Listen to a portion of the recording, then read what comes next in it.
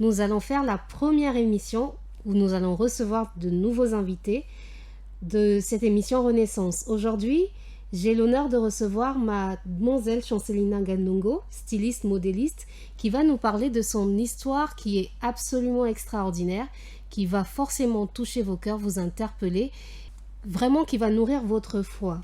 Donc nous vous disons merci et bienvenue pour ce premier épisode de l'émission Renaissance. Bonjour Chancelina. Bonjour madame. Bienvenue sur ce plateau de Renaissance. Est-ce que tu peux te présenter à nos chers auditeurs et nos chères auditrices? Bonjour chers auditeurs. Je suis Chancelina Ganongo, styliste, modéliste, couturière et mannequin. Et tu es donc, tu portes la marque Bébélina. Bébélina Fashion, oui.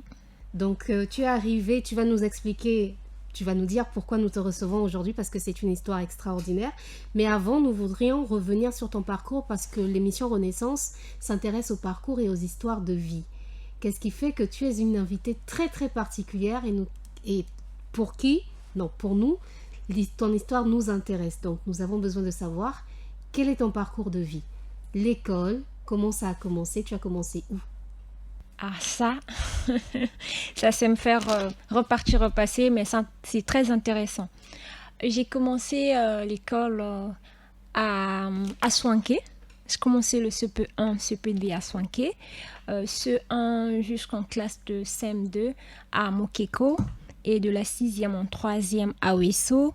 De la seconde jusqu'à avoir mon baccalauréat au lycée de la Révolution. Et voilà. Et tu as fait un bac de quelle série? J'ai fait le bac A. Alors, A4. Le bac A4, c'est quel nous, on connaît Série pas trop. A. C'est la Pour série devenir, tu t'es destinée à quelle profession? Ben, après le bac, j'ai choisi faire STC, actuellement PIC. Et j'ai fait STC à l'université. J'ai fait la première année. La deuxième année, j'ai commencé. Je suis tombée enceinte. Une pause, le temps pour moi, surtout quand j'ai accouché. Voilà, c'est justement après 1 mois et demi de l'accouchement, je suis frappée par la maladie. D'accord. Donc, avant d'aborder ce moment crucial de ta vie qui nous intéresse tout particulièrement, il faut préciser que la STC, c'est forme des journalistes. Ah oui. Donc, tu te destinais à être à ma place. Ouais. Et moi, maintenant, tu es ailleurs et moi, je suis à ta place. Ah ouais, donc, c'est ça, l'œuvre du destin. En tout cas. STC, journaliste, en 2e année, tu tombes enceinte. Tu as un garçon ou une fille? Une fille de 8 ans. Une fille qui aujourd'hui a 8 ans, comment Ouais. elle s'appelle? Elle s'appelle Destinée. Tu peux lui dire un petit coucou, hein?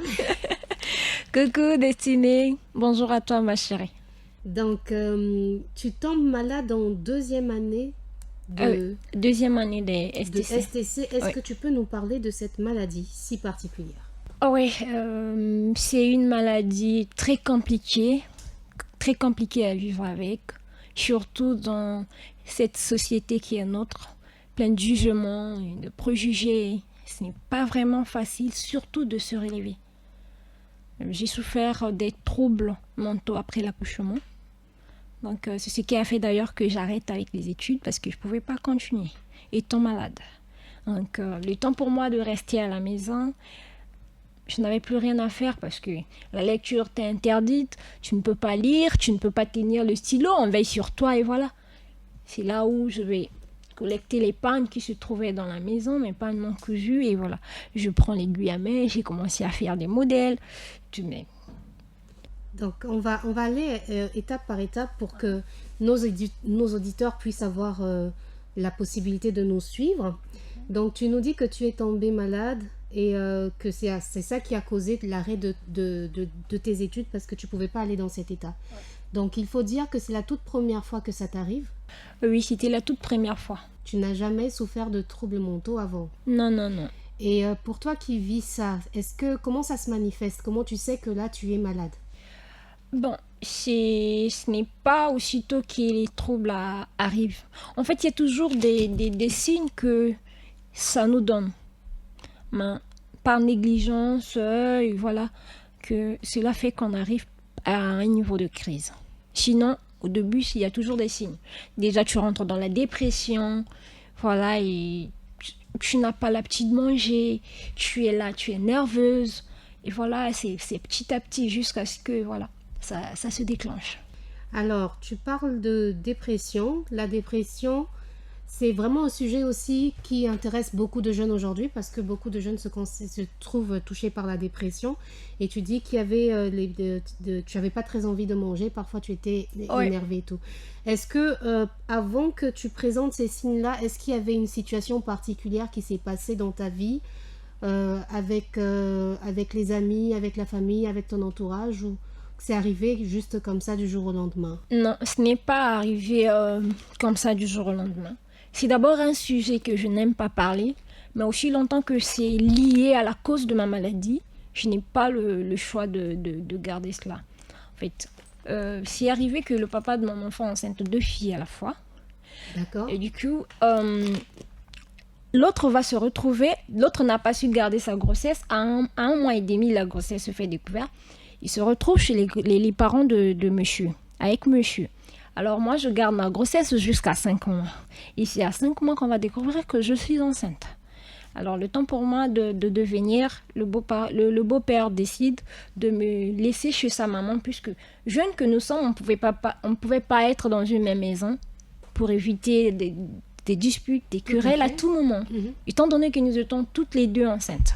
Donc c'était la solution qu'ils ont trouvée. J'étais aussi allée chez ma belle-mère. Tout allait bien au début. Bon. Elle avait souvent l'habitude de chercher à me commander, à chercher à faire des choses derrière moi et tout. Mais moi, je ne supportais pas cette attitude. En fait, elle et moi, c'était le soleil et la nuit, dans la nuit et le jour. On n'avait pas le même comportement et voilà, moi je ne voulais pas que quelqu'un m'influence ou quelqu'un incarne en moi ce que je n'ai pas en fait. Et cela avait causé une sorte de rivalité plus forte. Je subissais des maltraitances de tout genre. En fait. Entre la belle-mère et toi? Oui, je subissais. Et c'est quelque chose de nouveau pour toi, je suppose, parce que ta mère ne t'a pas fait grandir comme ça. C'était trop nouveau parce que de un, je n'ai jamais été...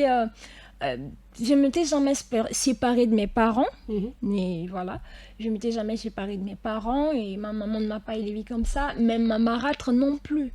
J'ai grandi dans l'amour en abondance, j'ai grandi dans la charité, j'ai grandi dans tout ça.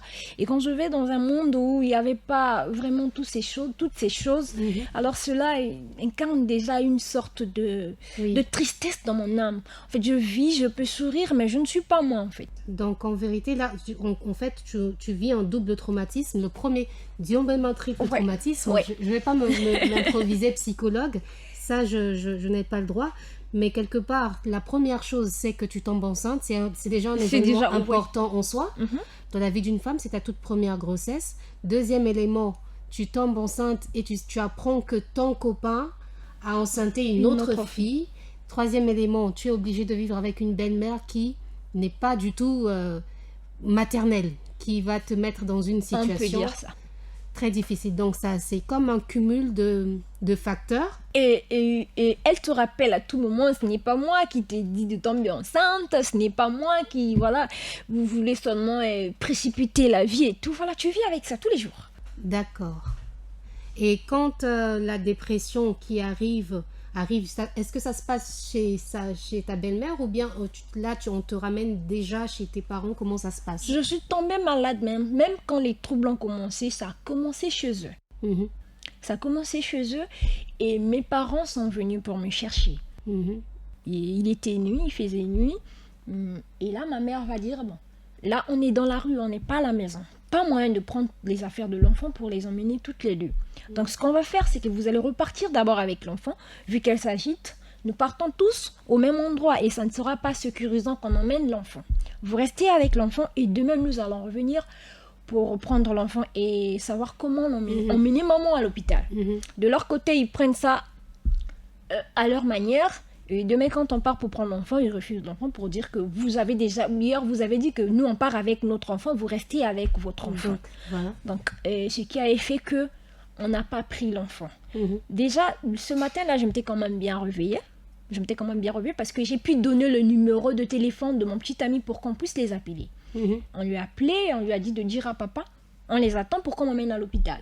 Mhm. Lui, il a préféré bloquer son téléphone sans pour autant sans pour autant donner le message à son papa. D'accord. Comme ça, et mes parents attendent jusqu'à fatiguer. Ils disent non, mais non, le temps passe, on doit emmener l'enfant à l'hôpital. Mhm. Ils m'emmènent à l'hôpital pour les examens. Et les tantes et les grandes sœurs descendent pour prendre l'enfant. C'est là où on refuse catégoriquement l'enfant et on leur dit prenez les affaires de votre enfant. Ils n'ont pas voulu disputer l'enfant parce que nous savons tous les conséquences. Mhm. Elles ont pris mes affaires, elles ont ramené à la maison. Dès lors que nous sommes rentrés de l'hôpital, on est rentrés à la maison. Mhm. Alors je trouve qu'elles sont rentrées, mais il n'y avait pas l'enfant. C'est là où les troubles ont vraiment commencé. Mhm. Parce que je Tu as n'avais vécu pas... ça comme un arrachement. Oui, donc c'était pas... Mon enfant, en ce moment-là, elle était beaucoup trop pour moi. Mhm. D'abord, je ne partais plus à l'école. Donc je peux dire que c'était déjà quelque chose qui était en moi que je ne pouvais pas supporter comme l'arrache comme ça. Donc c'est même ce qui a causé vraiment Une forte oui, crise. une forte crise. Et c'est là où on va me conduire à l'asile psychiatrique. Et quand tu arrives, J'arrive à l'asile. Tu n'étais plus consciente. Non, je ne suis pas consciente, je suis déjà animale. Mhm. Je suis déjà animale. Je mords sur les gens, je fais tout, je me déshabille, je fais tout. Insupportable à la maison, il dit non, la situation devient critique, on doit l'emmener à l'asile psychiatrique. Mhm. C'est là où on m'emmène à l'asile psychiatrique, là-bas encore, j'étais insupportable, jusqu'au niveau où on me met dans la cellule d'isolement.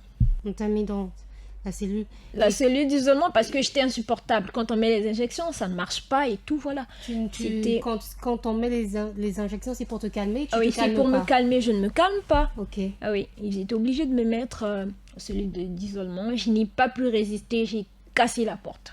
De je la suis- cellule d'isolement. Oui. Ok. Et je suis sortie, on m'a encore injecté, j'ai pu dormir.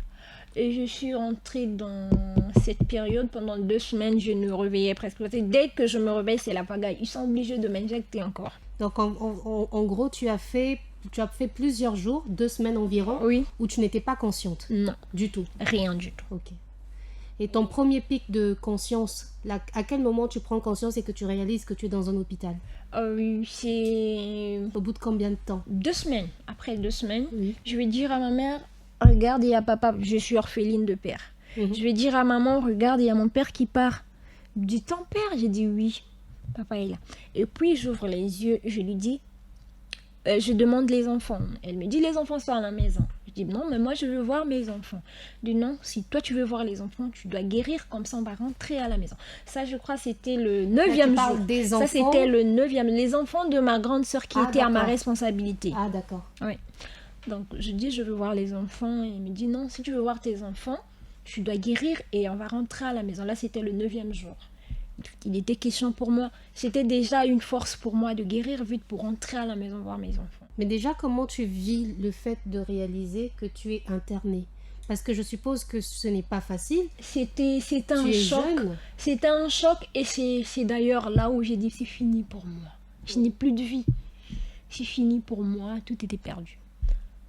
Mhm. C'est d'ailleurs ce qui m'a motivée d'aller fêter mes 30 ans à l'asile psychiatrique parce que je me suis rendu compte que c'est une maison.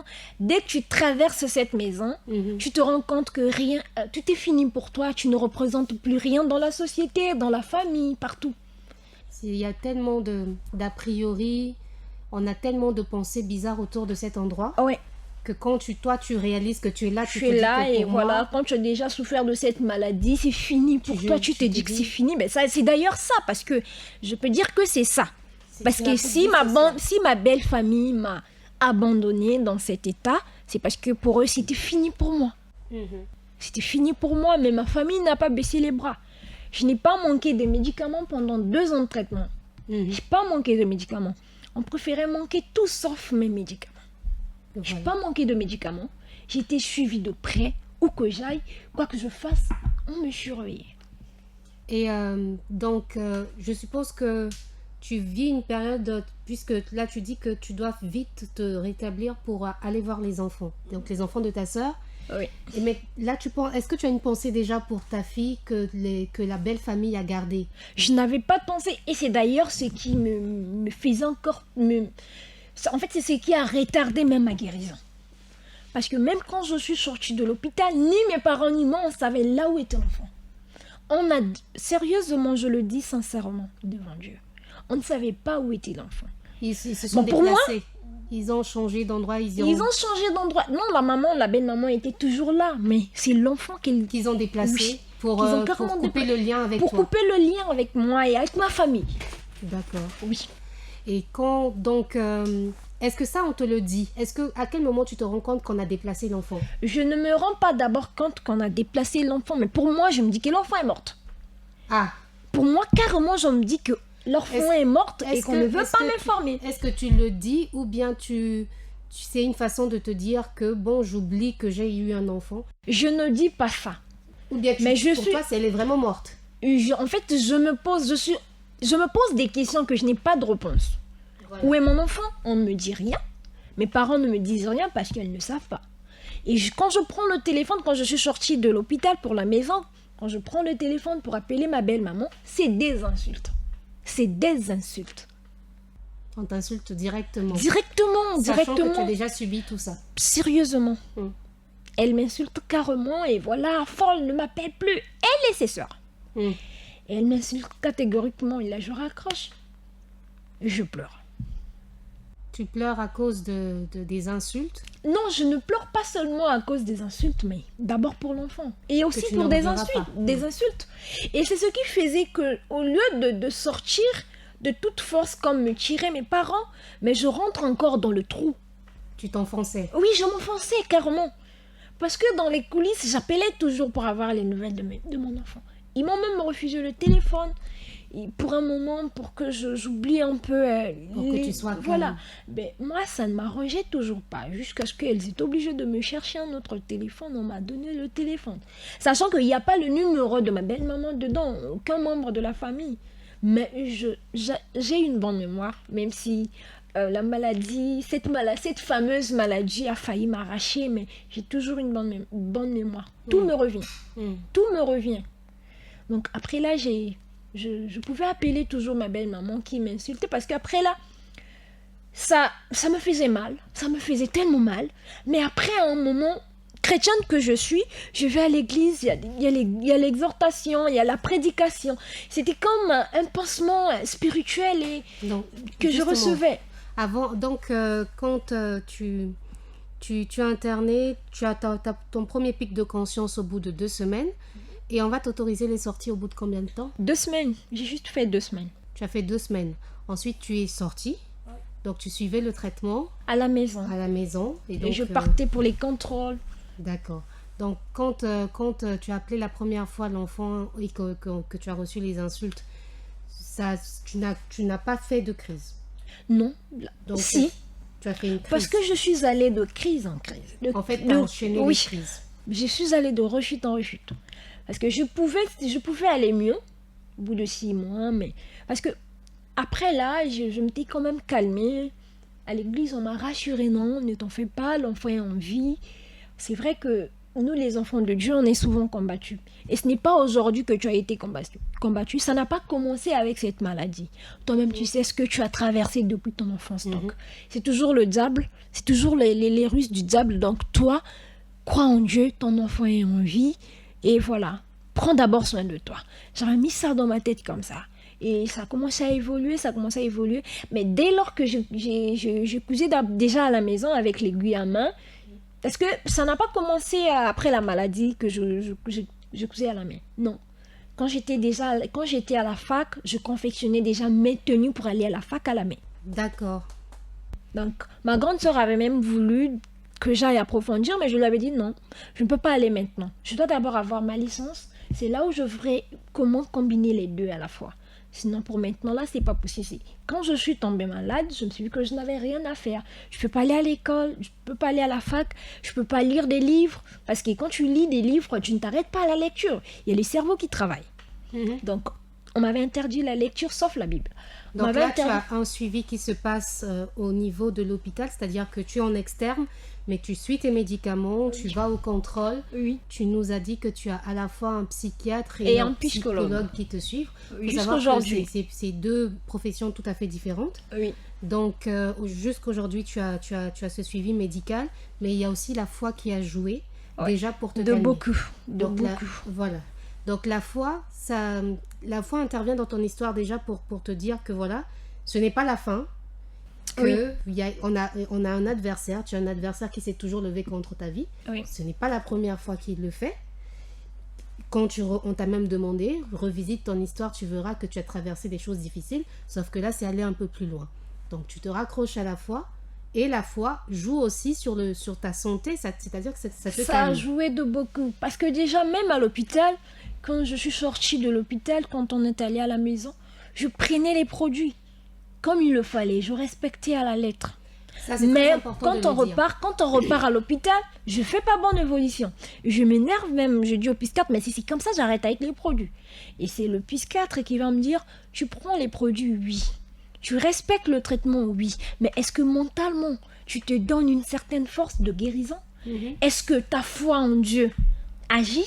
Très bonne question. Voilà, et c'est à travers ces questions-là que je vais me calmer. Et puis voilà, je reviens. Quand je reviens à la maison, je rentre en moi. Je dis, ben voilà, j'ai abandonné la foi. Où est ma foi? Où est-elle passée? C'est là où je vais encore m'accrocher à Dieu comme pas possible. Je passais des journées à l'église, que les gens soient là ou pas, moi je n'étais pas là-bas. Je passais des heures et des heures à l'église. Donc c'est là que commence à s'effectuer ta Oui, renaissance. voilà, c'est là et j'écoute la parole. Et après, moi je suis tombée malade en août, fin août. Et en février, j'étais ça va quand même. J'étais quand même ça va. J'avais repris goût à la vie. Je commençais à reprendre goût à la vie. Et voilà. Petit à petit, c'est là où j'ai décidé maintenant d'accepter la proposition de ma grande sœur d'aller me laisser dans un atelier ou dans une école là où je pouvais approfondir mon don de couturière. Là, on va y arriver.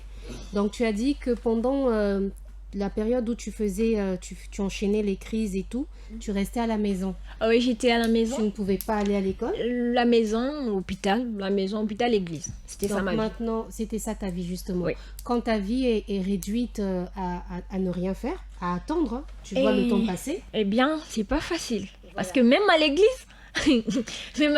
là où tu es, normalement, tu dois être soutenu, mais non, tu es à la rue de tout le monde. Oui. Et là, les jeunes filles comme toi se moquent de toi et tout, voilà. Et juste quand même cracher devant toi à l'église. Je dis, mais finalement, je me réfugier où? Si à l'église, je ne peux pas avoir ce repos-là. Et comment tu fais pour te raccrocher à la vie dans ces moments-là? Ben, ce n'était pas facile pour moi, mais j'ai béni le ciel d'être née dans une famille comme la mienne. Que ça soit du côté paternel, que ça soit du côté maternel. C'est vrai que ce n'est pas parce que 2 personnes ou 3 personnes ont agi autrement, je pourrais mélanger tout le monde, non. J'étais... Mettre chacun à sa place. Ouais, je suis l'enfant chéri de ma famille. Tu me touches, tu touches toute la famille. Jusqu'aujourd'hui. Tu me touches, tu touches toute la famille. Et cette situation avait tellement affecté ma famille des 2 côtés, et on était trop unis. Donc, je ne manquais de rien, absolument de rien. En tout cas, j'ai toujours bénéficié de l'amour de mes parents, de ma famille. Mais pendant ces moments, je vous assure que c'en était trop. J'étais débordée d'amour, de considération et d'affection. Et c'est ça qui te permet de te raccrocher à la vie. C'est ça qui me permet de me raccrocher à la vie, malgré les humiliations à l'église, dans la rue et tout, voilà. En fait, c'était ça ma force. Et je me disais, ils se battent pour moi, toute la famille. Mais qu'est-ce que j'ai à les donner en retour? C'était la guérison. Parce que je me disais que c'était la seule chose que je pouvais les donner. Et c'est là où ma force morale a commencé à travailler. Et ma foi en Dieu. Oui. Et c'est là où j'ai commencé à réaliser que les gens ont encore besoin de moi. Ma famille a encore besoin de moi. Et je me limite encore à ma famille. Donc, au fur et à mesure, je ne peux pas dire qu'à l'église, il y avait tout le monde. Non. Mes petites soeurs chéries à l'église, elle était KO. Il y avait des jours où elle décidait carrément de faire la rotation, de venir veiller sur moi quand maman n'était pas là. Quand maman partait au boulot, parce qu'à l'époque, maman travaillait encore. Donc, elle était obligée d'aller au boulot parce qu'il fallait acheter mes médicaments. Donc, elles étaient obligées de faire la rotation. Celle qui n'a pas cours le matin, elle vient rester avec moi le matin. Quand l'autre revient, et voilà. Quand ma soeur revient, ma petite soeur revient de l'école, et voilà. Donc Et toute la famille s'organise de sorte que qu'il y ait toujours quelqu'un qui puisse être là. Et avec oui, toi. et quand dans la famille, il n'y avait personne, il y avait mon meilleur ami qui venait rester avec moi. Et qui venait parfois me prendre. Donc Pour tu aller, tu as reçu vraiment beaucoup d'amour. Et je vous assure. Les Et gens se sont c'était ça ma force. C'est ça qui t'a gardé. Ni c'était ça, mais Dieu peut agir dans ta vie, mais quand ton entourage se révolte contre toi, te tourne le dos, tu n'es rien. Parce que Dieu, on ne le voit pas. Dieu, on ne le voit pas. Je peux dire que Dieu a manifestement agi. Dieu passe par les gens. Oui, il est passé par ma famille, il est passé par mon entourage. Et voilà, et ce qui est sûr, naturellement dans ma vie, depuis cette maladie, je ne supporte plus les personnes toxiques.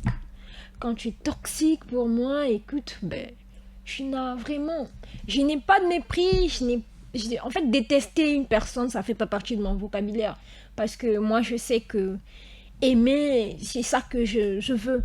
Détester ne fait pas partie. Même toutes ces personnes qui m'ont fait du mal, toutes ces personnes qui ont même été la cause de mes troubles, jusqu'à aujourd'hui, je les porte toujours à cœur, mais bien loin de moi.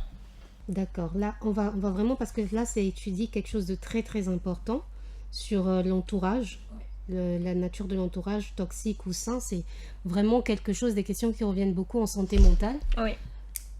Parce que tu t'es pas retrouvé du jour au lendemain dans un asile, dans un hôpital psychiatrique. Non. Parce que tu l'as voulu. Non. C'est justement parce que l'environnement n'était plus sain que ça t'a conduit à ça. Exactement. Donc c'est très important, les choix des personnes qu'on choisit dans nos vies, avec qui on va marcher. Donc pour l'instant, ce qui va nous intéresser, tu nous as dit que ta grande sœur t'avait proposé, donc au fil des jours, tu es là, il n'y a pas vraiment d'activité, tu te réintéresses à la couture à l'aiguille et au fil que tu avais déjà commencé un peu avant la maladie. Avant la maladie. Donc là, ça a pris une certaine intensité au point où ta sœur te propose de t'inscrire à un atelier. Je vais même la voir pour lui dire cela. Et elle est d'accord et elle m'emmène. Et je vais commencer avec les cours.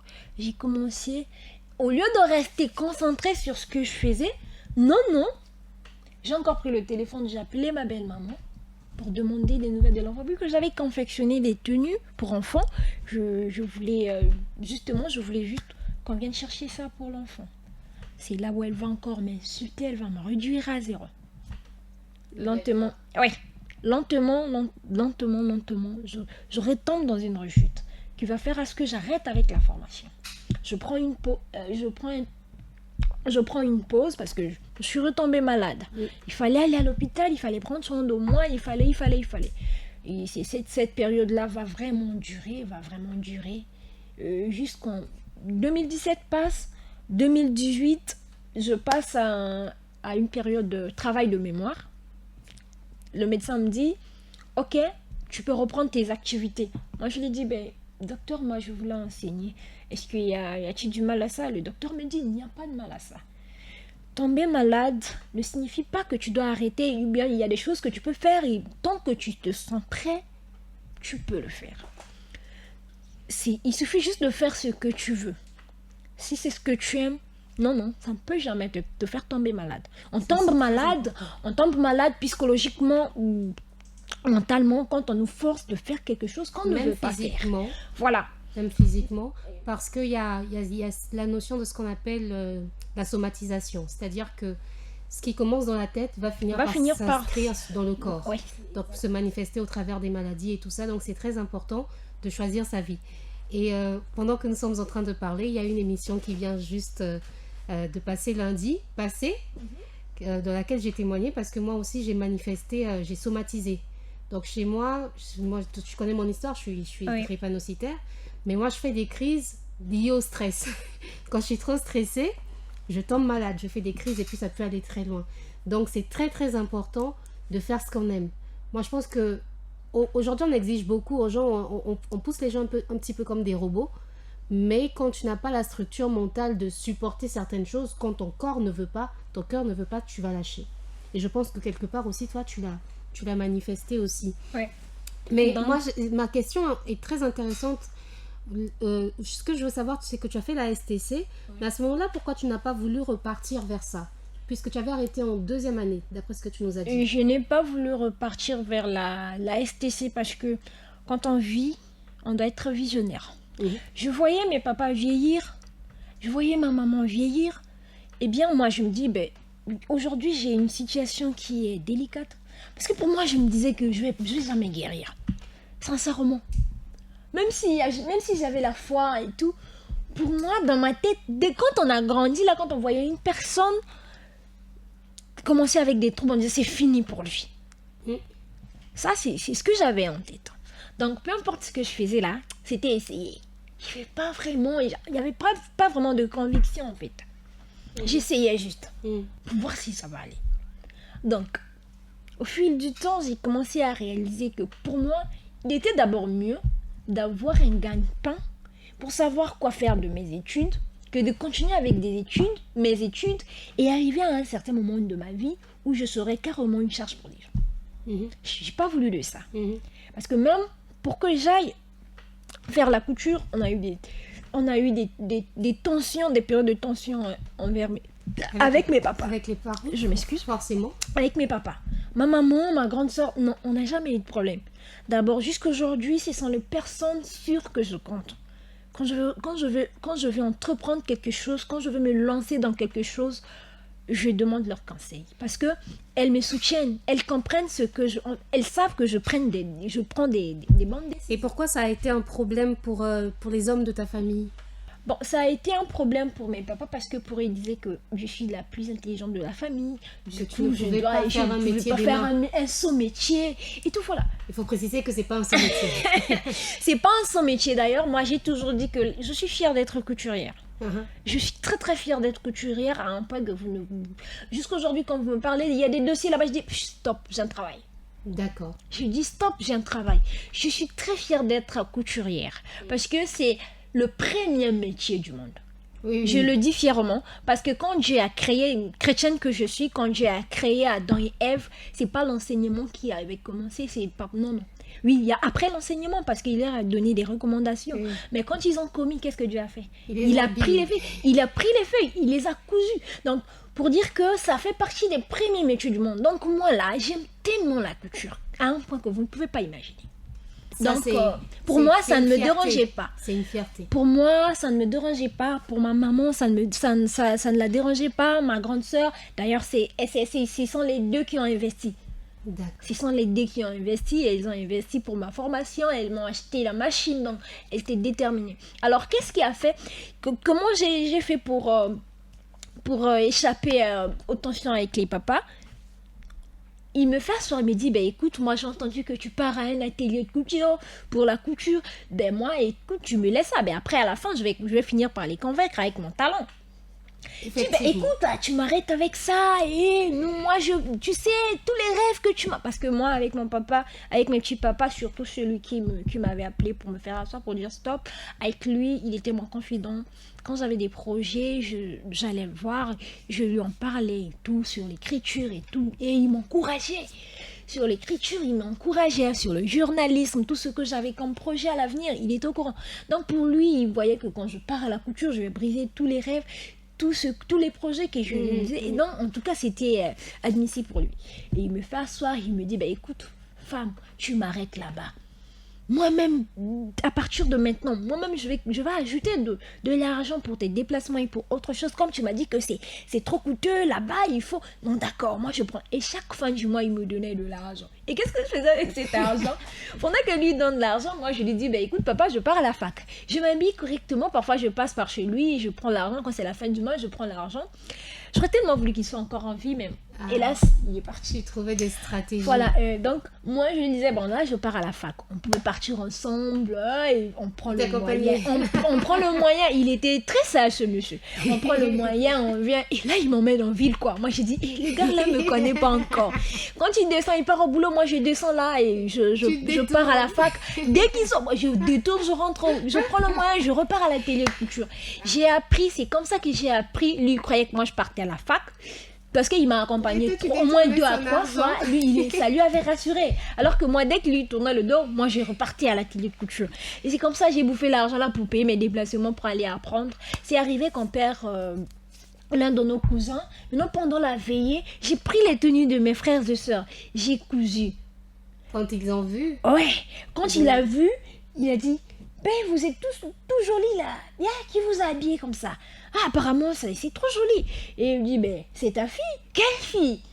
Ouais, mais c'est Lina. Je dis, oh, donc toi là, je t'avais dit C'était un d'arrêter. métier. Je lui avais continué.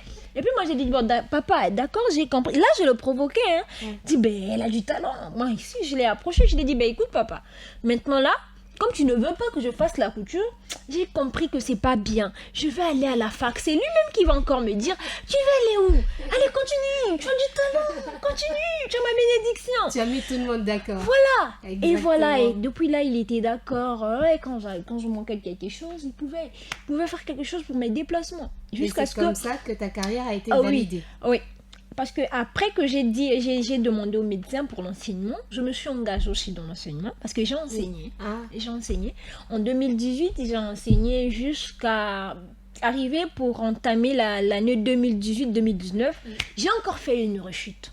Et ça, moi, j'ai trouvé ça bizarre. J'ai dit, bon, finalement, c'est quoi? Quand je suis à la maison, ça va. Je vais bien. Quand je m'engage à faire quelque chose, je tombe malade. voilà. Le psychologue m'a dit que c'est pas parce que tu vas travailler que tu peux tomber malade. Je dis, donc ça devient spirituel. Donc cette fois-ci-là, je ne vais pas à l'hôpital. Cette fois-ci-là, je n'irai nulle part. Ça va finir comme ça. Donc pendant que j'étais déjà dans les crises, on me dit d'aller à l'hôpital. Je dis, personne ne m'emmène à l'hôpital. Personne ne m'emmène à l'hôpital. En pleine crise. Moi, je ne suis pas née pour prendre des médicaments. Mon traitement a été arrêté. Le médecin avait écrit traitement arrêté. Donc, je devais aller là-bas. Mes rendez-vous étaient maintenant au besoin.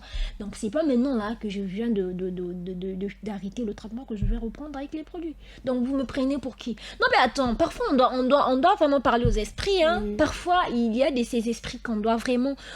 au lieu qu'eux, ils nous maltraitent, on doit les maltraiter. Moi, j'ai dit, ben, finalement, moi, je prends plus les produits. Ils me disent, non, tu viens. Parce que là, c'était plus grave. Je suis arrivée au niveau de me déshabiller sur le goudron. C'était plus grave. Et mes parents m'ont dit, moi j'ai dit, personne ne m'emmène. Je suis dans la crise, j'ai dit, personne ne m'emmène à l'hôpital, je ne vais pas à l'hôpital. Oui, ben Géco, qu'est-ce qui ne va pas? J'ai dit, je ne vais pas. Je ne vais pas à l'hôpital. Je vais guérir comme ça, je n'ai rien boire.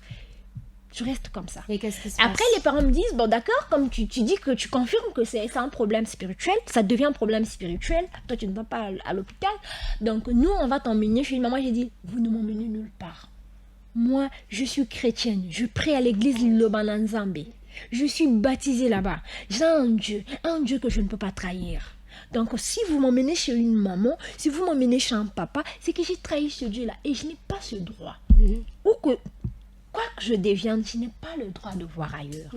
Parce que si vous êtes fatigué de moi pour ma situation et que vous voulez que je guérisse vite, non. On mélange pas. Moi, je sais que mon Dieu a un temps pour moi. Moi, je sais que mon Dieu a un temps où il dira stop. Vous avez trop joué. Moi, je prends la relève.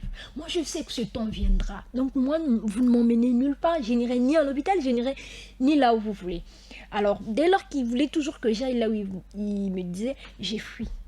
Tu as fait. J'ai fui la maison. Et mon petit frère m'a cherché jusqu'à fatiguer, pauvre de lui, il m'a cherché partout, mes grandes soeurs, ils m'ont cherché. Mais Dieu merci, j'étais partie avec mon téléphone. Ils vont alors m'appeler. Je leur ai dit, écoutez, si je viens là-bas, c'est pour prendre mes affaires. Je vais partir là où on va me laisser tranquille, sans pour autant m'emmener à l'hôpital, sans pour autant m'emmener à l'Ekizinga ou je ne sais pas où. Et là, tu es toujours... Là, je suis dans la rue. Dans la rue. Oui, arrive, on ne va pas t'emmener à l'hôpital. Toi, tu sais que nous, on t'écoute, non? Est-ce que nous, on t'a déjà fait faire des choses que tu ne... Ça, c'est ma grande soeur qui m'appelle. Je dis, ok, maman m'a dit, écoute, je n'ai jamais fait des choses contre ta volonté, ça, tu le sais. Donc, reviens. J'ai déjà parlé à tes papas, ils ne vont pas t'emmener là où ils veulent, donc reviens à la maison. Quand je vais revenir aussi, ils vont me dire, bon d'accord, on t'a écouté, on ne va pas t'emmener ni à l'hôpital, ni où que ce soit, on va juste prier. Et en famille, nous avons prié à la maison. C'est comme ça, petit à petit, que j'ai décidé de me guérir moi-même. Je me suis fait psychologue moi-même. Je n'ai pas pris les produits. Parce que même les produits qu'ils ont pris, j'ai dit, je ne bois pas. Je ne bois pas ces produits, je ne veux plus en prendre. Maman, peut-être que tu avais enterré mon embrouille là. Quand je suis née, tu prends ces produits-là, tu vas les enterrer parce que moi, je ne prends plus ces produits. Elle a fait cela après ma foi. Elle a cru, elle a dit oui, je le fais. Elle a enterré. Et depuis là, je n'ai pas pris des produits n'importe où. C'est vrai que parfois, quand je travaille, après le travail accéléré, je ressens des fatigues mentales et tout, je peux retourner voir mon psychiatre. Mais c'est pas parce que c'est pas parce que j'ai fait une crise. C'est juste parce que voilà, personne normale, voilà, j'ai remarqué que je suis fatiguée et que mon rythme de travail accéléré a causé ces fatigues. Je ne vais pas voir mon psychologue. Il peut me prescrire des produits pour me rebooster, c'est tout. Chers auditeurs, nous voici de retour pour la suite de notre émission. Vous avez commencé à écouter le témoignage très percutant de Chancelina.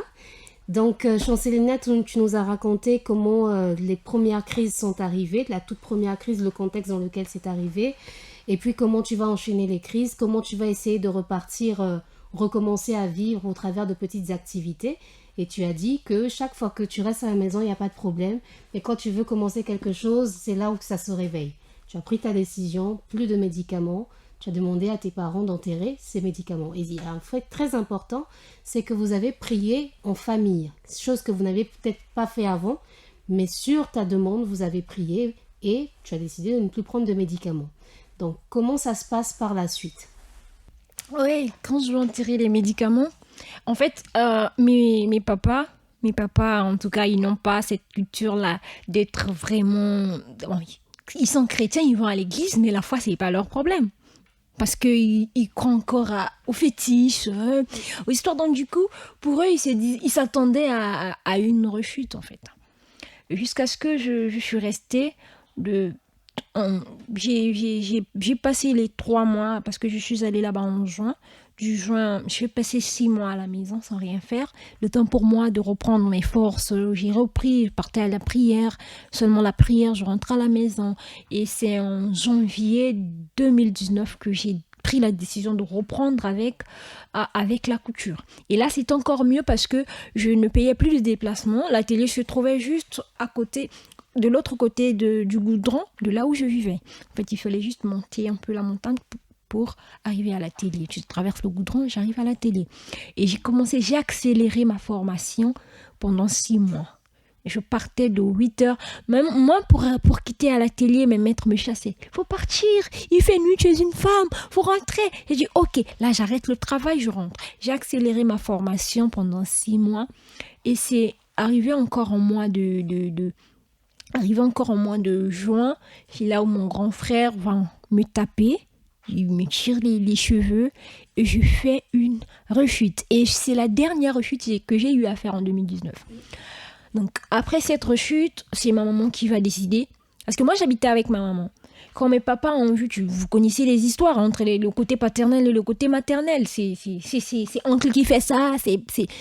Voilà, ils ont décidé de me prendre. Et c'est là où maman va dire, et même si chez moi, je préfère encore chez moi, parce que chez moi, c'était un problème spirituel qu'on ne voyait pas. Mais là, le danger est trop grave, parce que déjà, c'est son grand frère qui la tape, il la tire. Jusqu'au niveau où tu sais très bien l'état dans lequel l'autre est venu chez vous. Et s'est installée avec vous, malade, et elle s'est remise sur pied devant vous, et c'est encore toi qui la tape, et tirer les cheveux jusqu'à ce que l'autre se retrouve encore dans une rechute. C'est pas bien. Maman a dit, je préfère prendre l'enfant. Et moi aussi, j'ai décidé de repartir chez maman. C'est comme ça que je suis repartie chez maman. J'ai pris encore mon temps de prendre des produits parce que j'étais réadmise sous traitement. Donc, j'ai fait encore 6 mois de traitement vu que après ces moments-là, je crois 5 mois après, on m'a arrêté le traitement. C'est en mois de décembre que ma grande sœur va décider de m'acheter une machine à coudre. Elle va d'abord s'inquiéter pour dire « Ah, comment tu vas faire? Ça fait 6 mois que tu n'as pas travaillé. Ça fait 6 mois. En fait, ces 6 mois, tu ne l'as pas passé en bon état. Ces 6 mois, tu l'as passé dans la maladie. Est-ce que tu pourras acheter? Femme, aie confiance en moi. Achète la machine, toi-même, tu verras la suite. » Elle m'a acheté la machine. Je bénis toujours le ciel parce que elles me comprennent beaucoup. Ma mère et elles me comprennent beaucoup. Et quand je décide, Elles le font. elles s'y opposent pas. Voilà. Et on est allé à Bodo-Bodo et elle m'a acheté la machine. Moi-même, j'ai choisi. On est rentré à la maison. J'ai commencé à travailler. Et elle était étonnée, super étonnée de voir que je riais. Ce que je réalisais était du ouf. Tout le quartier était étonné. À quel moment elle a appris? Pendant tout ce temps, elle a passé sa vie dans les crises et tout. Ces dernières années, elle était dans les crises. À quel moment elle a appris? Parce que je n'avais même pas le courage de dire aux gens que je partais apprendre. En fait, pour moi, je disais que j'essayais. Peut-être que ça va marcher. Quand je suis allée apprendre, mon but d'abord, c'était d'être ma propre couturière. Peut-être... On le voit que tu es très bien habillée. Merci. Désolée pour nos auditeurs, vous ne pouvez pas voir. On essaiera de mettre la photo sur les plateformes, mais en tout cas, elle est très très bien habillée. Voilà. Et je me limitais à moi-même et peut-être à ma famille. Mais ce que Dieu me réservait était très grand, que moi-même je ne savais pas. Alors les gens du quartier ont commencé à venir laisser. Parce que déjà même à la main, ils venaient. Quand j'ai commencé à faire avec l'aiguille à main, je suis sortie là. C'est d'ailleurs ce qui a motivé ma grande sœur de me trouver une machine. Je lui ai dit, d'accord, je te trouve la machine. Parce que là, tu n'as pas de machine, tu travailles. Il y a les gens qui viennent. En fait, quand Dieu te bénit, il te bénit. Il te bénit. Quand Dieu il te bénit. Peu importe ce que les gens feront, peu importe ce que les gens... Ne t'en fais pas, rien. Ils prendront rien. Même s'ils prennent quelque chose, Dieu va te donner plus que ça. Et c'est ce que moi j'ai vécu.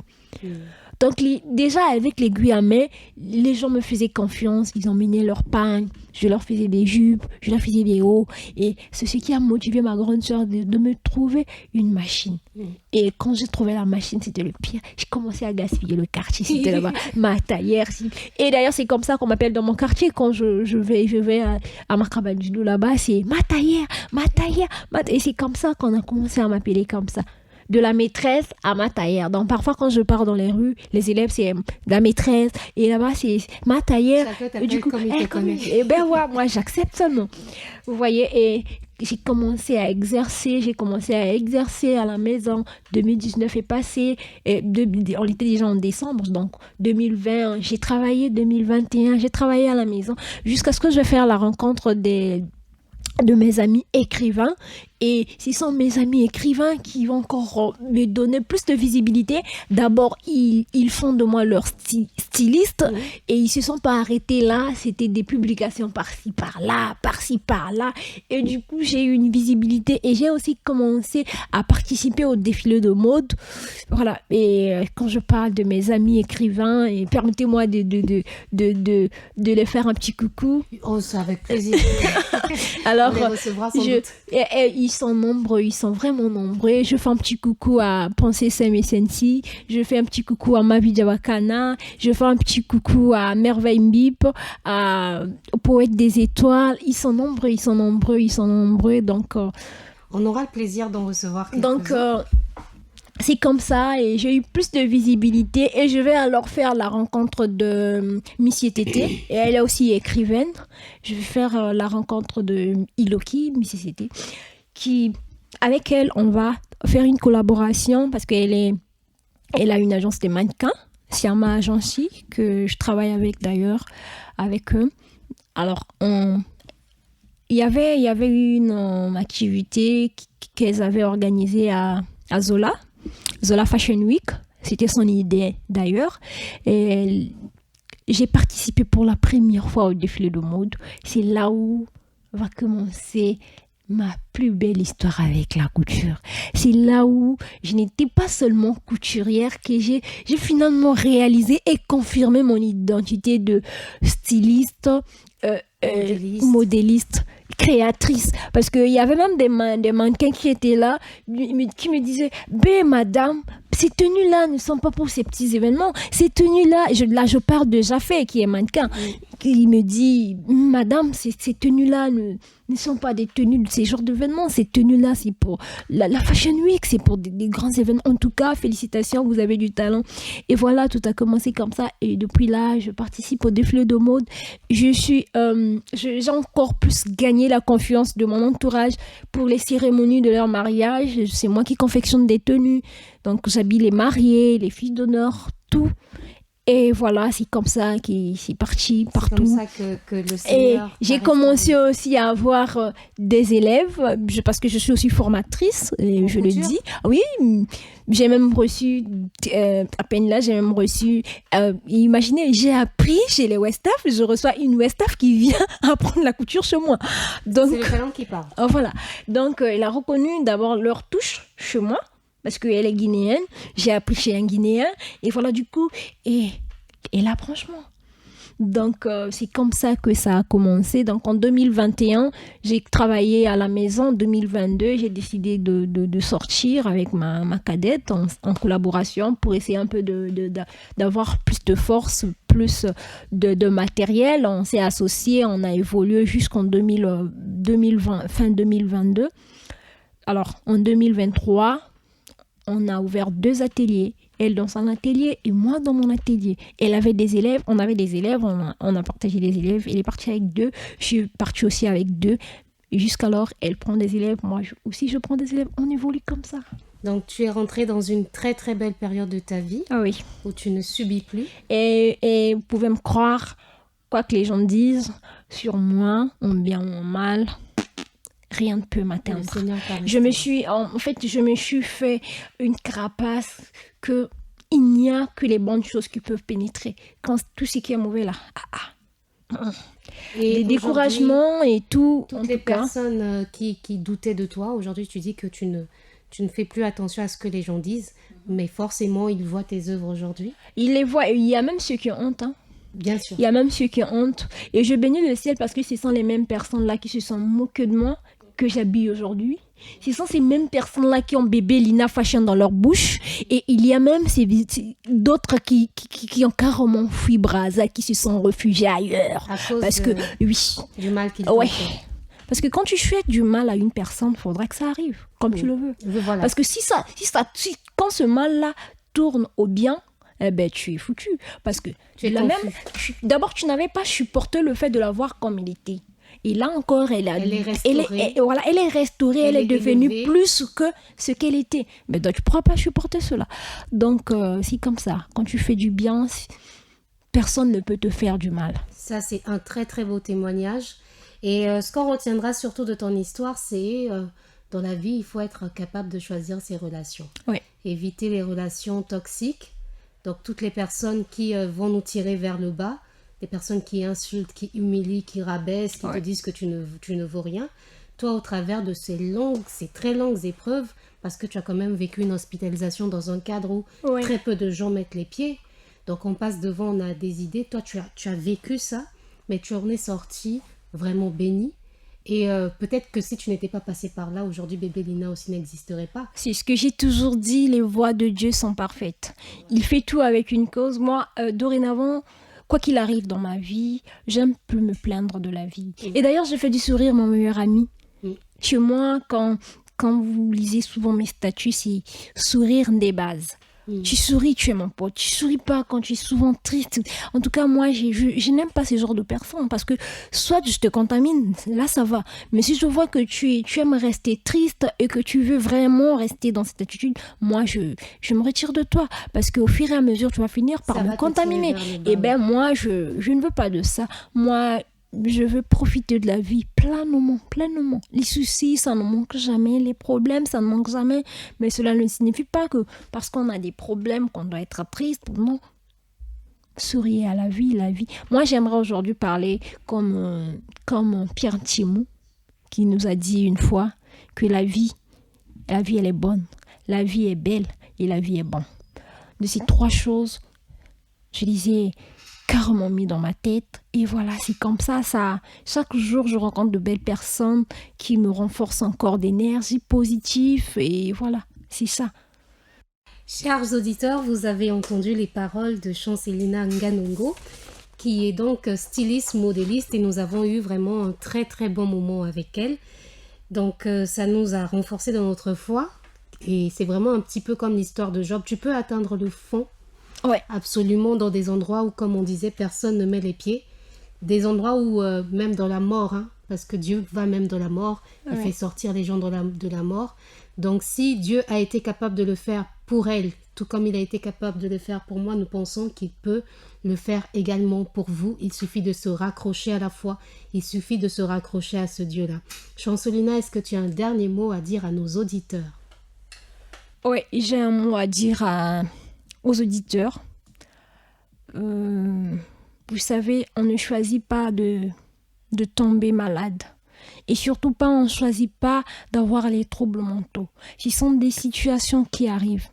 Et je dirais aussi que les troubles mentaux ne sont pas... C'est pas une maladie contagieuse. C'est pas une maladie contagieuse, je dirais. Donc, cela ne signifie pas que parce que l'autre a cette maladie que vous devez les fuir et tout. Non, non, non, non, non. Moi, je le dis encore que si j'ai survécu, si j'ai traversé ce moment tête haute, c'est parce que j'avais le soutien de ma famille.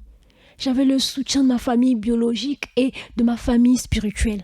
Dieu m'a béni d'avoir une grande communauté chrétienne. Donc, j'étais vraiment entre les bonnes mains. Je n'ai manqué de rien. Même il y a eu des périodes où ma maman était coincée financièrement pour mes produits. Il y a eu nos responsables de l'église qui m'ont acheté des produits sans pour autant vouloir déranger mes parents ou quoi que ce soit. Chacun faisait ce qu'il pouvait pour moi. Donc c'est pour dire que nous avons besoin d'assistance pendant ces moments. C'est vrai, il y a des produits qui sont là pour aider une personne à aller mieux. Mais l'amour, cet amour que vous avez pour nous, ça nous donne plus de force à notre esprit, à notre âme que les produits ne peuvent pas donner. Amen. La force de l'amour, ça sera sans doute ça qu'on va retenir de ton témoignage. Oui, la force de l'amour. T'as gardé parmi les hommes, oui. Et Dieu t'a élevé parmi les hommes. Oui, Dieu m'a élevé parmi les hommes parce que quand le papa de mon enfant m'a abandonné, moi je me disais c'est fini pour moi. Est-ce que tu la revois encore? Oui. Tu as pu la revoir, ta fille? Je la revois. Très fort Elle a maintenant 8 ans. Elle a même passé les... En fait, c'est comme on me disait à l'église de laisser du temps au temps et que Dieu devait tout restaurer, non? Voilà, et avec son grand-père, on avait repris contact. Et il a demandé pardon. Et j'aime beaucoup cet homme. J'aime son humilité. J'aime sa façon d'être. Oui. Il a demandé pardon et voilà. On a repris contact depuis que l'enfant avait 3 ans. Voilà, je pars visiter l'enfant et il avait même décidé de me donner l'enfant pendant ses vacances parce que l'enfant est avec lui. Il n'est pas avec son papa. Il est avec lui. Pendant qu'il a refusé l'enfant à son papa parce que son papa a une femme à la maison maintenant. Voilà. Alors qu'il a refusé l'enfant à son papa, il m'a quand même donné l'enfant et il m'a donné l'enfant. Je suis restée. Tu peux lui faire un nouveau coucou au cas où il t'entend parce que le témoignage est fort. Ouais, c'était d'abord, elle était l'une de mes plus grandes forces parce que vous savez quand nous étions au lycée, il y avait une amie pendant qu'on sortait de l'école et sa maman est folle. Ça, je ne le savais pas. Sa maman est dans la rue, je vous assure. Sa maman était dans la rue. Elle ramassait des choses dans la rue. Moi, je ne savais pas que sa maman était dans une telle situation. Moi, je me disais que celle qui est à la maison, c'est sa maman. Alors, quand on rentrait à la maison, elle était là. Dès qu'elle a vu sa maman, elle s'est mise debout, elle pleurait. J'ai dit, écoute, on y va. Qu'est-ce que tu pleures? Tu pleures quoi? Qu'est-ce qui ne va pas? Elle pleurait seulement. Et les amis le savaient déjà, mais moi, je ne savais pas. Après, c'est une amie qui va me dire, celle-là, c'est sa maman. Je ne peux pas imaginer ce que j'avais ressenti dès ce moment-là. Ça m'avait tellement fait mal. Sachant que moi, j'ai une maman normale à la maison. Mais elle, sa maman, elle est arrivée au niveau de ramasser des trucs dans la rue. Ça m'avait tellement offensé. Ça m'avait tellement fait mal. Et pendant que je me retrouvais dans cette situation, je me disais non. Que dira mon enfant de moi? Quand on lui demandera qui est ta maman, qu'est-ce qu'elle fait? Non, je dois donner un sujet à dire à mon enfant. Je ne veux pas qu'elle dise, qu'elle sorte de sa bouche que ma maman est folle, que ma maman ramasse les ordures dans la rue et qu'elle me voit. J'ai dit non, je ne pourrai pas le supporter en tant que maman. Je ne pourrai pas. Si déjà pour cette amie, je n'ai pas pu supporter. Alors, combien de fois sera pour ma propre fille? J'ai dit non, je dois me battre. Je dois me battre. Je dois me battre contre cette maladie. Et je me suis battue. Aujourd'hui, j'ai donné un nom. J'ai donné de quoi dire à mon enfant. Vous savez, mon enfant, quand elle est à l'école, elle dit « Ma maman est styliste. Ma maman passe à la télé. Ma maman est mannequin. » Elle a eu un sujet à dire. Et il n'y a pas trop longtemps, j'ai encore vu 2 enfants qui pleuraient pour leur maman pendant qu'elle était dans la rue. J'ai appelé les enfants, je leur ai dit « Ne pleurez pas. Dieu fera. Dieu fera grâce. » Et j'ai raconté mon histoire à ces enfants-là. Ils ont dit, c'est vrai. J'ai dit, oui, je suis passée par là. Si je ne suis pas arrivée dans la rue, c'est parce que j'avais une famille qui veillait sur moi. J'avais une famille qui n'ont pas permis cela. Parce que toutes ces personnes qui se retrouvent dans la rue ne signifient pas ils étaient arrivés carrément à ces niveaux. Non, c'est parce que ces personnes n'ont pas eu de soutien. C'est parce que ces personnes n'ont pas eu ces gens-là qui pouvaient veiller sur eux. Ils se sont enfuis de la maison. Ils se sont enfuis, ils sont partis. Et voilà, la situation s'est dégénérée. Voilà, donc c'est un peu ça. J'ai dit aux enfants, battez-vous, vous êtes des filles, même si la situation persiste, battez-vous, vous allez travailler. Peut-être qu'un jour, vous pourrez prendre soin de votre maman. C'est sur ce dernier mot que nous allons nous séparer. Nous vous remercions, chers auditeurs, pour l'attention que vous nous avez accordée. Et comme Chancelina l'a dit, donnez de l'amour autour de vous. C'est l'amour qui nous garde en vie. Et voilà, l'amour nous garde parmi les hommes et c'est Dieu qui vous élèvera. Nous te remercions, Chancelina, pour le courage que tu as eu de témoigner et on espère très vite que... Et voilà, je dis aussi merci à Exaucé qui est du côté de la régie et à Taman de Hous du côté de la régie. Nous allons nous retrouver donc le lundi prochain à 11h pour recevoir un nouvel invité avec une histoire tout aussi émouvante. Le numéro de contact, c'est le 06 739 39 07. Pour recevoir vos réactions. Pour le moment, ça sera en différé, mais ça sera avec grand plaisir quand nous reviendrons sur vos questions et les réactions que vous aurez de ces émissions. Donc, on se dit à très vite. Portez-vous bien d'ici là. Que Dieu soit avec vous, qu'il vous bénisse et qu'il vous élève.